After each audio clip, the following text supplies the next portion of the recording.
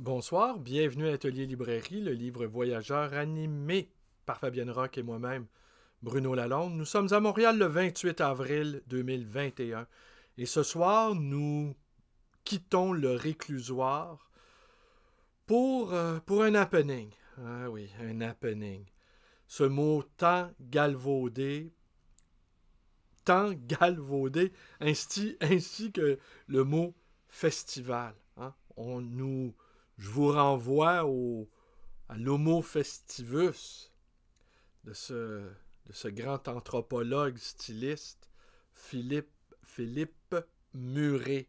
Alors aujourd'hui, je vous parle de deux livres ayant pour thème un seul sujet, Jean-Jacques Lebel, l'inventeur du dit happening, ou si vous préférez, de la performance artistique. Et il sera question de son travail, de son parcours intellectuel, succinctement résumé, il va sans dire, et tout à coup on est de retour dans le réclusoire, on va avoir une vue sur sa bibliothèque. Alors je vous montre les deux livres dont il sera question ce soir.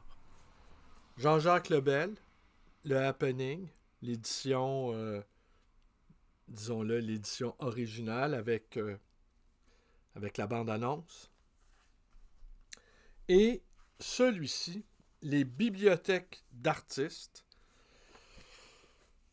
publié sous la direction de Jean-Roch Bouillet et des contributions, non, il y a plusieurs contributions, mais sous la direction et dirigé par Dario Gamboni et Françoise Levaillant. Je vais vous parler de ce livre-là après vous avoir parlé de Jean-Jacques Lebel. Jean-Jacques Lebel, alors c'est le fils de Robert Lebel, critique d'art et très proche ami de Marcel Duchamp. Alors on imagine tout de suite le jeune Jean-Jacques côtoyant Marcel Duchamp. Et il dira plus tard, refusant toute forme de savoir académique, qu'il avait été influencé par des personnes. Alors, déjà, on peut se désoler. C'est un terme qui revient souvent dans mes innombrables vidéos. C'est la figure du poète qui est absent dans les choses de la vie quotidienne. La sphère de la poésie est reléguée, évidemment, au recueil de poésie, aux lectures de poésie, au festival de poésie.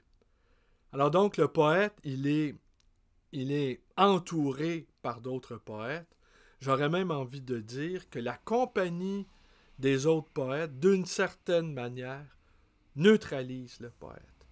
Je vous ai raconté hier, puis j'ai dû vous le raconter souvent. On n'oublie pas, l'intimité est favorisée par le radotage. Qu'enfant, j'avais été extrêmement impressionné par la manière d'être au monde de ce poète, Gilbert Langevin, qui s'adressait à tout un chacun, qui interpellait les passants dans la rue, qui était toujours en contact avec quelqu'un, qui cherchait toujours la relation avec des individus croisés sur son chemin. Aujourd'hui, la solitude, la chape de plomb de solitude qui pèse sur chacun d'entre nous, aggravée par la relation d'osmose avec toutes les formes d'appareillage et d'arraisonnement technologique qui font de nous presque des cyborgs, qui font de nous presque des mutants à la fois humanoïdes et à la fois cybernétiques. Alors, il est né en 1936, Jean-Jacques Lebel. Il est né en 1936 et il a été le premier à avoir écrit sur cette manifestation artistique vivante, multiple, protéiforme, j'y reviendrai, sur le happening. Je vais vous lire un petit passage après.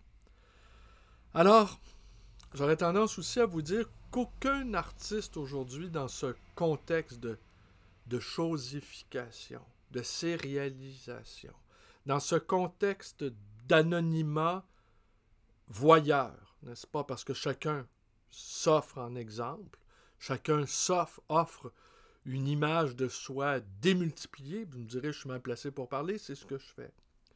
Ouais, mais je pense qu'après 1500 vidéos, je me rapproche plus de l'art expérimental et j'aurais même envie de dire, si j'étais pas si audacieux, j'aurais envie de dire presque de l'art conceptuel, car la grande partie de mes vidéos repose sur l'improvisation.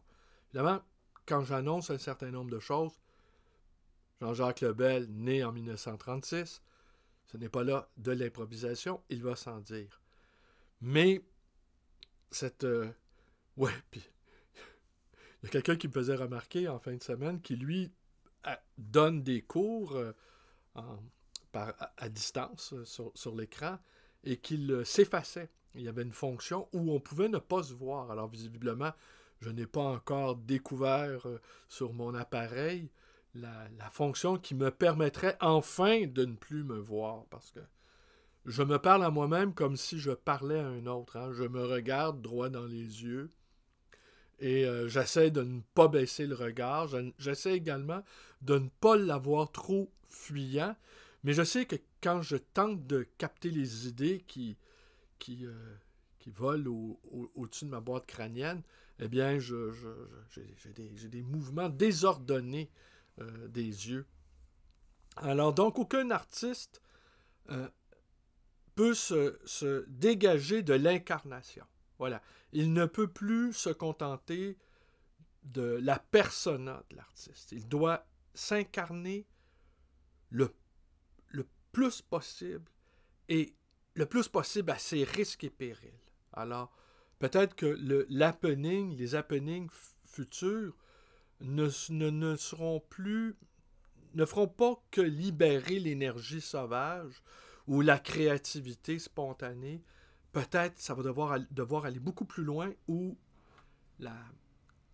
l'artiste devra prendre tous les risques les plus inimaginables possibles, les plus impensables possibles pour rester dans l'impensé d'Antonin Artaud. Alors, début des années 60, il découvre la poésie beatnik et il la traduit. Grégory Corso, William Burroughs, Allen Ginsberg, Lawrence Ferlin-Getty, et donc il devient traducteur. On revient un peu sur le thème d'hier où les poètes d'aujourd'hui sont nécessairement des traducteurs. Alors, ils établissent des passerelles avec une parole autre que la leur. Faut pouvoir être assuré de son fond commun pour pouvoir se livrer ainsi à cet exercice d'aller au-devant de la parole de l'autre, de la parole étrangère de l'autre, de la radicalité de la parole étrangère de l'autre.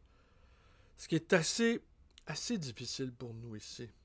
Alors, quelques-uns de ces faits d'armes, 1960-1961, manifestations et expositions contre la guerre d'Algérie et la torture, ce qui me faisait réfléchir, 1961, c'est l'année de ma naissance. Et c'est pas loin, là. J'ai beau rentrer dans un âge, on va dire, vénérable, c'est à peine une vie d'homme. Hein? Quand l'indépendance a été déclarée, finalement, en 62, eh bien, je marchais encore à quatre pattes. J'étais un petit primate maladroit qui s'exerçait déjà à parler. Hein? Mais c'est rien, ça, à l'échelle de l'histoire de l'humanité. 60 ans, qu'est-ce que c'est? C'est rien du tout. Alors donc, à quelque part, même si les événements d'Algérie paraissent très, très lointains, très anciens, au fond, ils sont très, très près. Et on le voit bien, la France est aux prises avec un passé qui ne passe pas, n'est-ce pas? Alors, en 67, il montre Le désir attrapé par la queue de Picasso, qui avait été mise en scène par Camus et que ça avait été joué dans l'appartement de Michel Leiris. Il y avait Sartre dedans. La photo est célèbre. Très, très amusant. Alors, on imagine Picasso en homme de théâtre. D'ailleurs, peut-être que je ne reviendrai pas ce soir sur Picasso, mais assurément demain, je vais vous en parler. Et en 1968, il suit les cours de Gilles Deleuze, dont l'importance est manifeste dans son travail. En 2007, il co-scénarise un film avec François Pin consacré à Félix Guattari, hein, l'alter ego de Gilles Deleuze, un film qui s'appelle Un monument à Félix Guattari, qui a été présenté à Beaubourg. Alors, qu'est-ce que c'est qu'un happening? Hein? On va revenir. C'est une sorte de prolongement du théâtre d'Antonin Artaud. C'est un éclatement des genres, une sorte de catharsis libérant la parole sauvage, libérant les énergies primitives, dégageant ce qui est enfoui, forant aussi dans des énergies neuves, dans une poésie radicale également, et empruntant également à certains éléments de la peinture, dont l'action painting.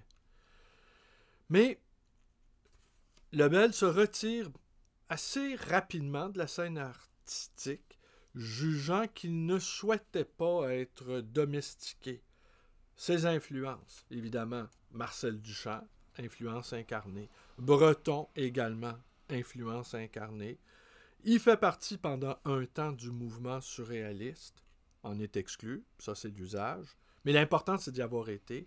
Exclu, c'est presque la consécration au fond. Le dadaïsme, il aspirait à dadaïser la société. Bataille, bien entendu, bataille qui revient de toute façon. On ne pourra plus faire l'économie de bataille, quoi qu'on en dise, quoi qu'on en pense. Sade, j'avais oublié Sade aussi. Sade, je pense que Sade ne nous est plus que jamais nécessaire, avec la moraline dans laquelle on se retrouve englués tous comme des mouettes victimes d'un choc pétrolier moral, n'est-ce pas? Et il va nous falloir beaucoup de doses de Sade pour se déprendre de cette glu collante, de glu qui empêche aussi la parole, de cette glu qui ne fait aucun sens, n'est-ce pas? Mais dont la censure s'exerce en permanence. Nietzsche. Comment se débarrasser de Nietzsche? Freud, Kandinsky, Picasso, le jazz, Mickey Mouse, Marcel Mauss, Rimbaud, le LSD, Deleuze, Guattari. Alors il dit, je vous cite quelques passages tirés du le happening, que je vous remonte, tenez. Hein? L'intensification, en fait, l'happening vise à l'intensification de la sensibilité, le jeu instinctuel, la festivité, l'agitation sociale.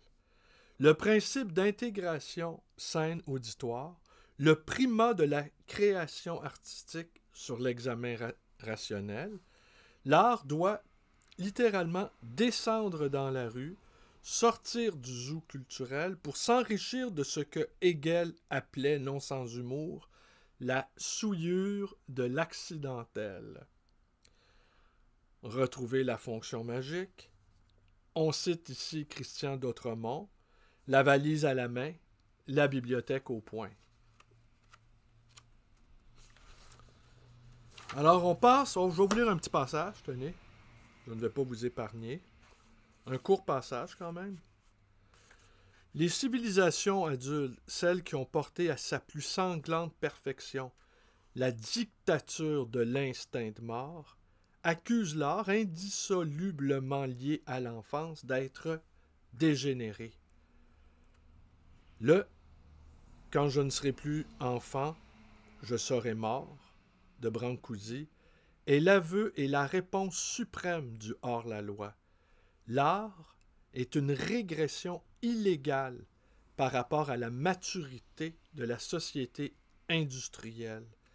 La vibration émotive que provoque encore chez nous, l'art des peuples dits primitifs, dont l'animisme sent moins le pourri que nos sciences et nos religions modernes, la décharge électrique que nous ressentons à des siècles de distance prouve que l'idée de progrès n'a pas le même poids en art qu'en économie politique et qu'il n'y a pas de sens à l'histoire qui tienne au niveau de la transmission de pensée, au niveau prélogique, hallucinatoire, où se situe l'art véritable. Cet art-là, dont la puissance réside entièrement dans le retour sur soi, ou la crise réactionnelle qu'il déclenche, ne serait-il qu'un processus régressif? Ne l'a-t-on pas comparé de l'extérieur, il est vrai, à un jeu d'enfant ou de fou? Le génie, quant à lui, est simple régression, puisque nous admettons communément qu'il est l'enfance retrouvée. En fait, ce n'est pas de l'inversion des valeurs, mais de leur transmutation qu'il s'agira. Alors voilà, Jean-Jacques Lebel, le Happening. J'étais bien content. C'est un livre que j'ai depuis, ça doit bien faire une bonne vingtaine d'années. Je l'ai lu rapidement, va sans dire. Mais c'est parce qu'il y a des livres qu'on lit rapidement parce qu'au fond, on les capte comme on attrape une balle au bond. On connaît déjà la petite musique interne. On sait de quel air il est fabriqué. On pressent sa nature profonde et il s'agit d'aller débusquer les éléments qui nous conviennent. Bref, j'ai passé un bon moment à le lire et j'ai passé un bon moment aussi dans le retour sur cette époque-là des années 60. Alors aujourd'hui, bon, c'est une forme quand même qui date de la guerre d'Algérie, hein? Qui date de ma naissance également. Deux événements assez dramatiques sur le plan de l'humanité, mais qui est quand même tout près de nous. Alors je pense que l'artiste ne pourra plus se contenter, évidemment, il doit être un bon artisan, ça c'est la base. Mais il doit, une fois qu'il maîtrise son médium, eh bien, il doit faire autre chose avec ça. Alors maintenant, je vais vous parler de ce livre. Je vais vous le décrire assez sommairement. Je vous le remonte à l'écran. Un livre très important quant à moi parce que je vous ai confié il y a quelques jours, hier ou avant-hier ou il y a 2 jours, qu'il y a une douzaine d'années, j'avais jugé ma bibliothèque fermée.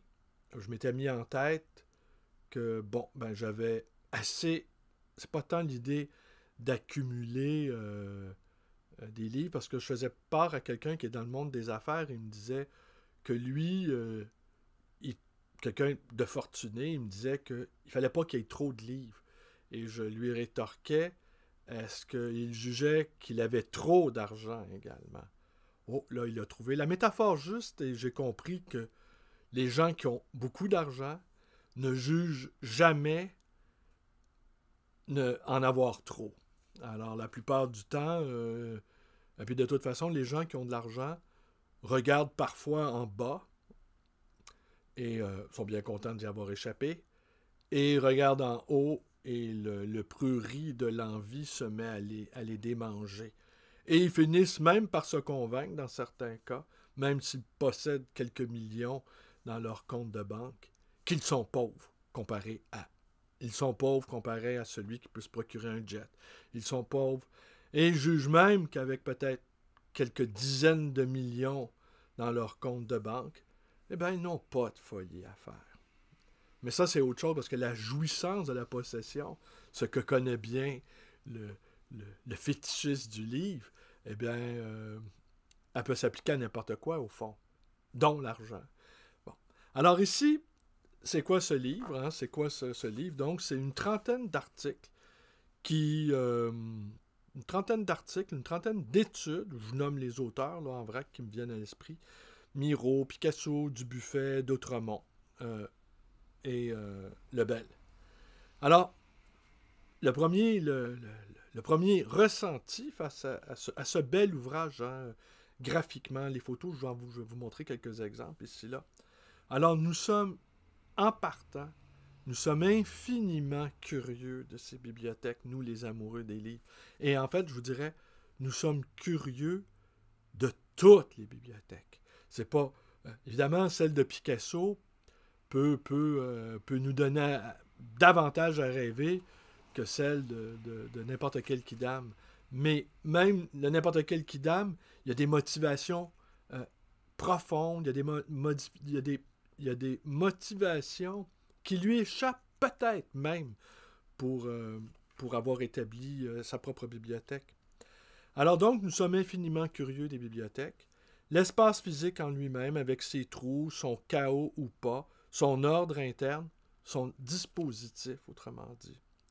Assurément, la bibliothèque est un lieu de tous les désirs. Et tous les désirs, ils sont en instance d'assouvissement et ils sont également des désirs assouvis qui laissent des traces. Alors, c'est comme si nous, d'une certaine manière, nous avions entreposé des orgasmes. C'est assez...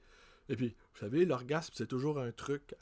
C'est toujours une expérience unique à refaire sans cesse dans sa fulgurance. Mais la bibliothèque, les dépôts de livres, c'est des orgasmes d'esprit déposés sur des rayons. Et même, il y a une jouissance rétroactive à constater que, par exemple, on y retrouve le voyage au bout de la nuit, n'est-ce pas?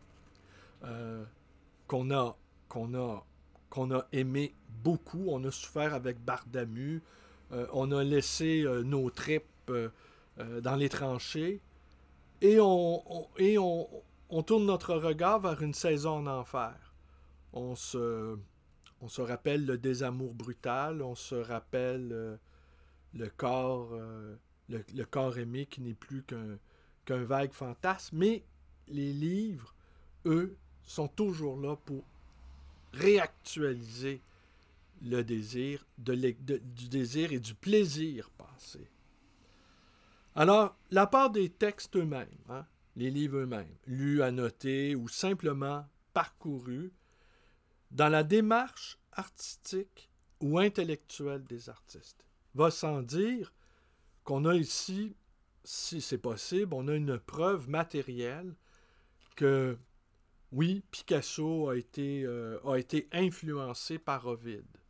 Oui, Breton a été influencé par Hegel, a été influencé par Freud. On a des traces physiques de comment ces artistes-là ou ces intellectuels ont été façonnés. On a une trace physique. Et même nos auteurs, dans cet ouvrage, Les bibliothèques d'artistes, évoquent même qu'on peut y capter, d'une certaine manière, l'âme de l'artiste, ou si vous préférez, son miroir en creux. Mais ils ajoutent qu'il nous faut prendre ceci avec d'infinies précautions. L'objectif de cet ouvrage, tout en considérant la difficulté de profiler le lecteur, eh bien, c'est quand même l'objectif principal, c'est de profiler le lecteur artiste. C'est comment ça a fonctionné chez l'artiste ou chez l'écrivain pour le dispositif de sa bibliothèque et des livres lus ou pas lus ou parcourus comment ils ont façonné leurs esprits. Ce qu'on retient, c'est que la bibliothèque elle-même se déploie dans un axe qui va du particulier, son propriétaire, au collectif entre le général et le générationnel. Et les filiations innombrables, inavouées, sont débusquées. L'exemple ici qui est donné, c'est la relation entre Picabia et Nietzsche. La question du fétichisme y est éludée. En fait, là c'est ma propre dérive, si je pourrais dire. La bibliothèque pourrait être le lieu du donjon. Hein? Alors évidemment, la figure de Sade n'est pas loin. Mais le donjon pourrait être un lieu de sécurité, n'est-ce pas?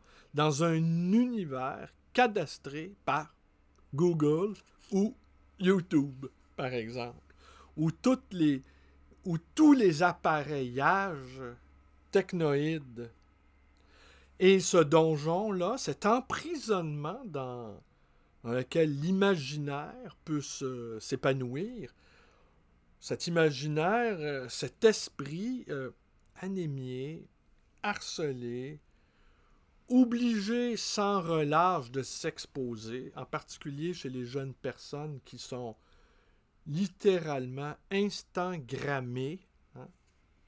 Instagrammées comme on peut être atomisé.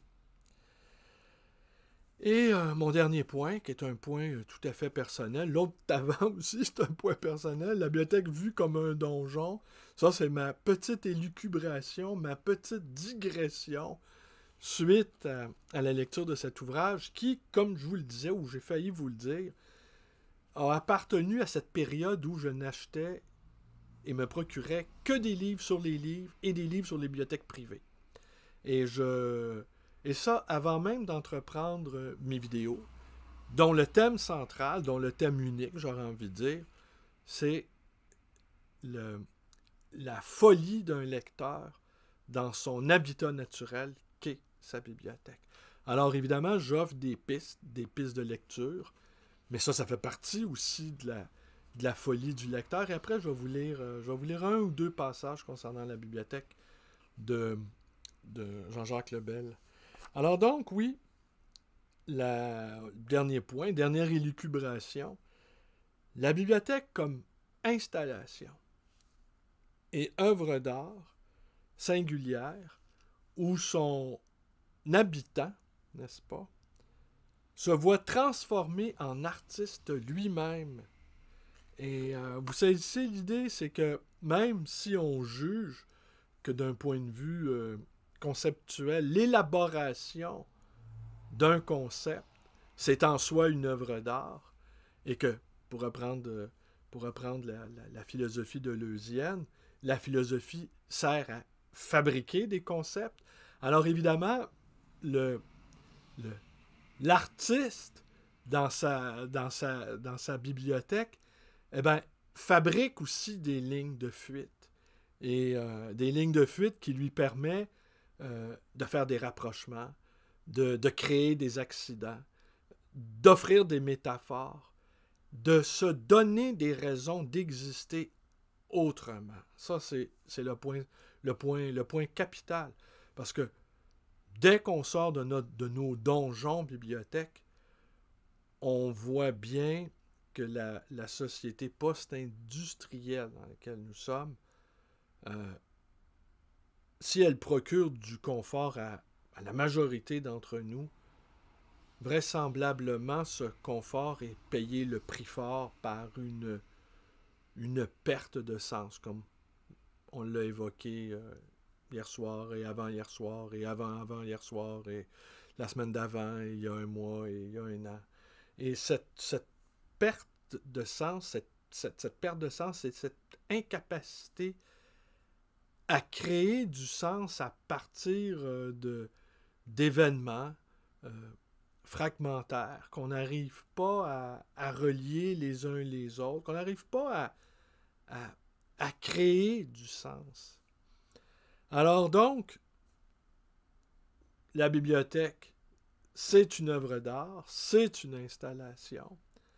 Celui qui est à l'intérieur de cette installation devient lui-même un artiste, jonglant comme une sorte d'artiste du Cirque du Soleil, mais au lieu de jongler avec des quilles ou des cerceaux, jongle avec des mots, jongle avec des concepts, jongle avec des bouts de phrases, avec des bouts rimés, des phrases appartenant à Homère,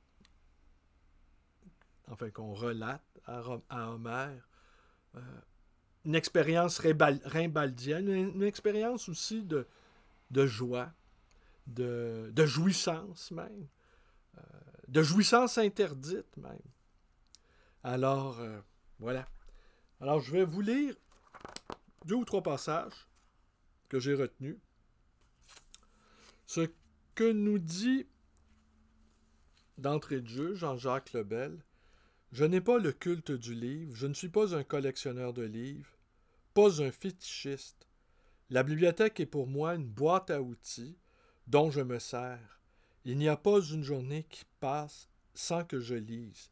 Je lis tout et je relis tout le temps. Nietzsche, Sade, Rimbaud, Baudelaire, Debord, Platon, Mallarmé, Maïmonide, Deleuze, etc. La lecture est pour moi un exercice de pensée. Il y en a qui lisent pour s'échapper. Moi, je lis pour me retrouver.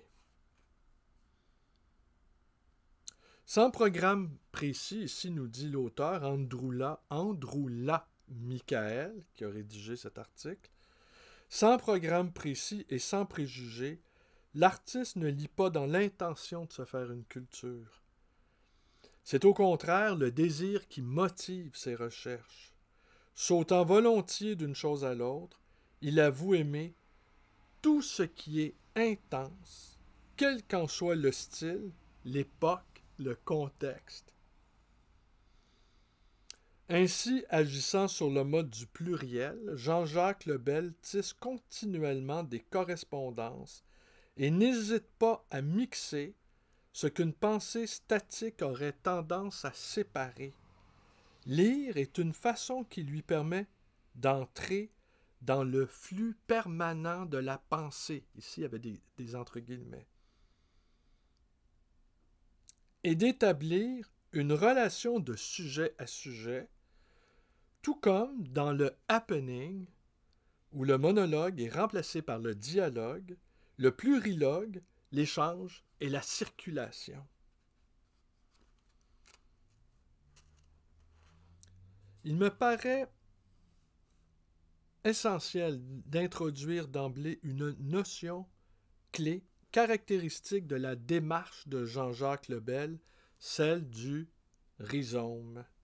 Deleuze et Guattari théorisent cette notion dans le contexte particulièrement fécond de mai 68, avec la participation active de l'artiste.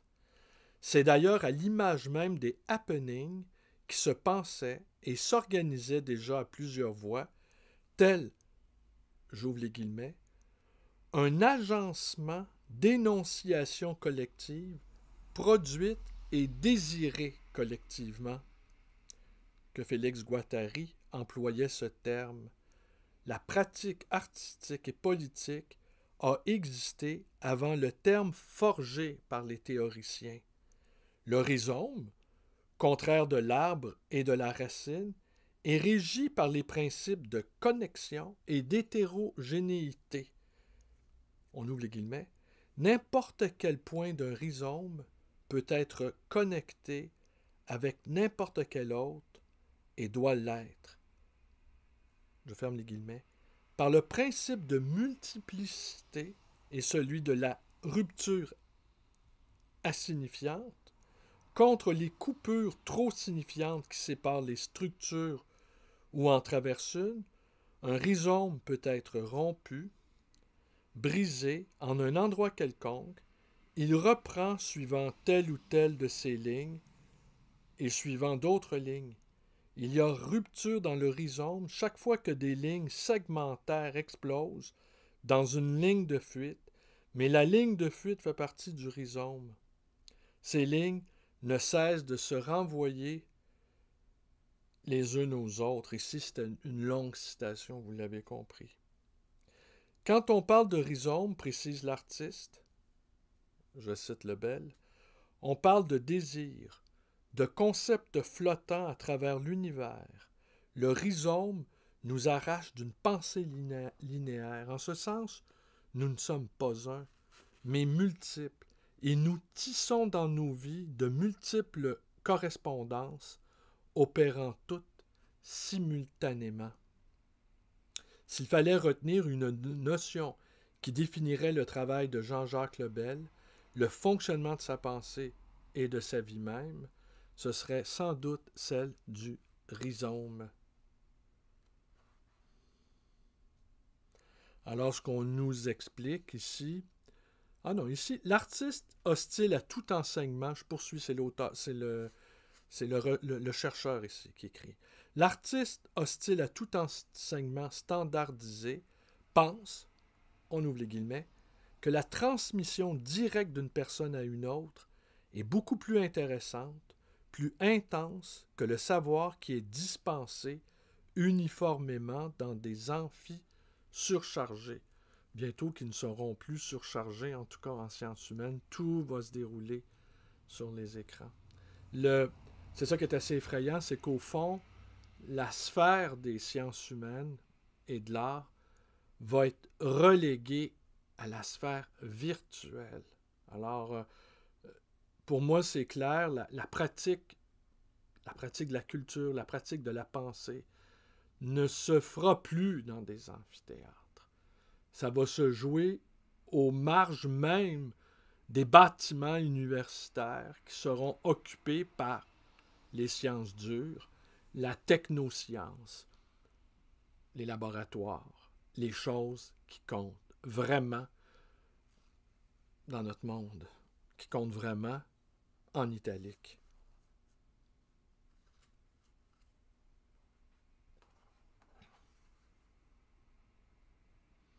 Alors, on nous explique à quel point Nietzsche a eu une importance capitale. Et ce que je vous avais dit déjà, comment il avait traduit, il avait traduit les auteurs de la Beat Generation. Alors, Jean-Jacques Lebel, nous dit le chercheur, qui pourrait se définir comme un autodidacte à la culture immense, déteste l'érudition stérile de type universitaire et ou académique et revendique dans son travail la littéraire. Il préfère le cri spontané et vivant de la pensée sauvage au discours conventionnel. Ayant besoin de vivre le multiple, il lutte contre le cloisonnement de la pensée et de l'industrie culturelle. Il a fait des happenings et organisé des festivals nomades et des expositions muséales. Il fait des tableaux et des installations. Il écrit et publie des livres.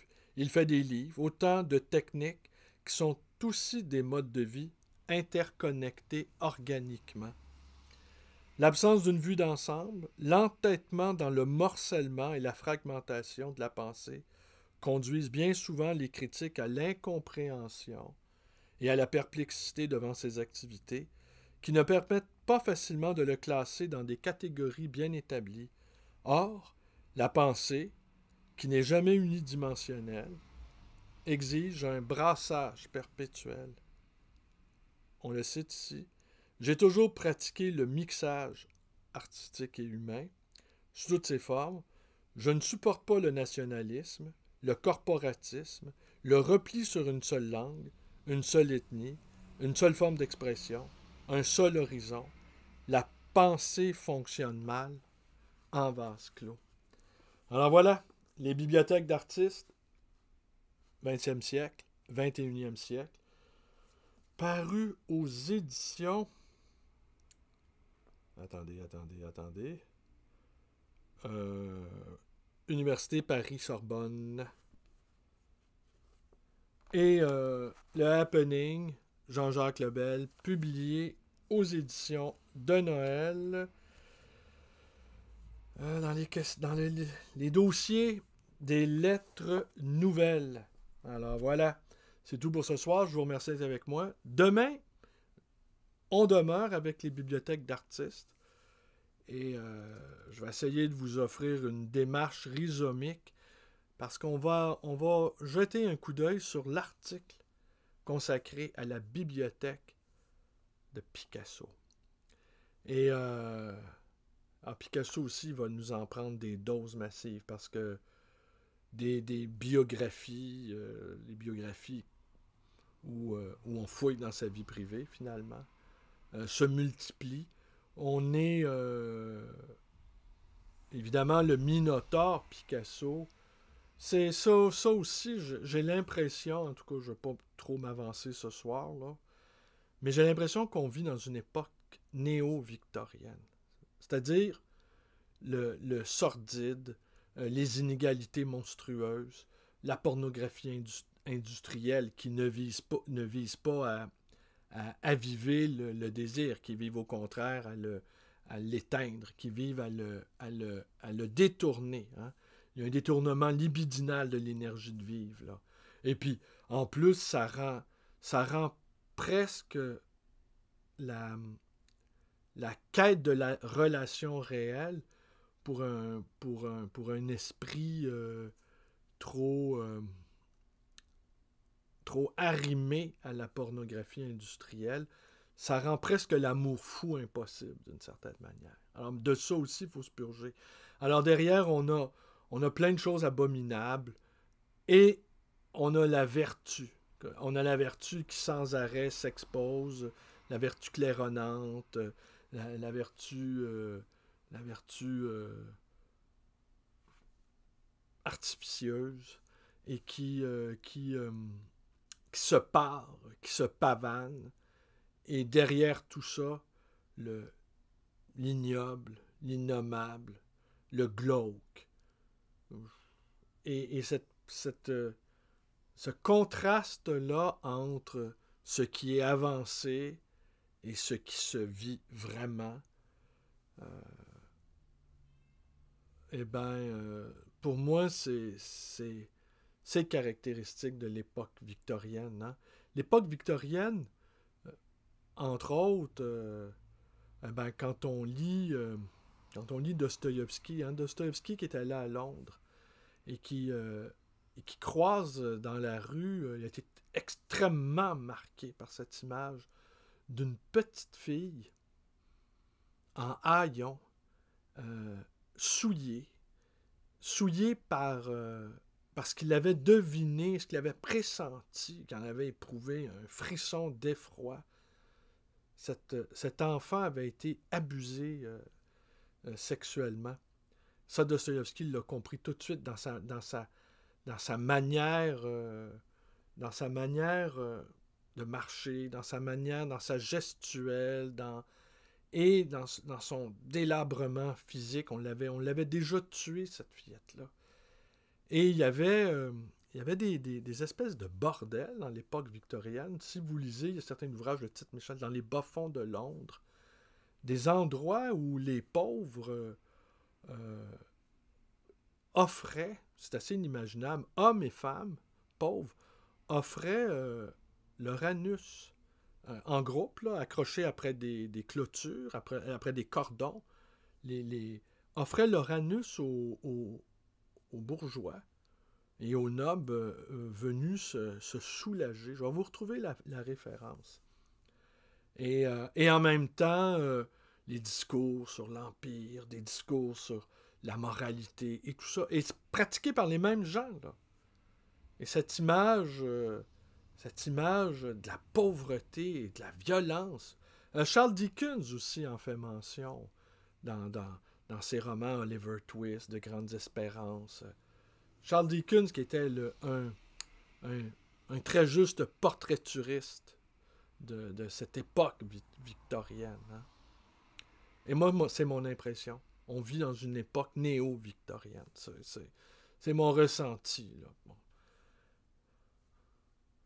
Voilà. J'espère que je ne vous ai pas trop effarouché avec cette évocation soudaine. Je ne m'attendais pas à vous parler de ça. De la misère de la rapacité des classes possédantes anglaises. C'est tout. Je vous remercie d'être avec moi. Portez-vous bien. Et à demain.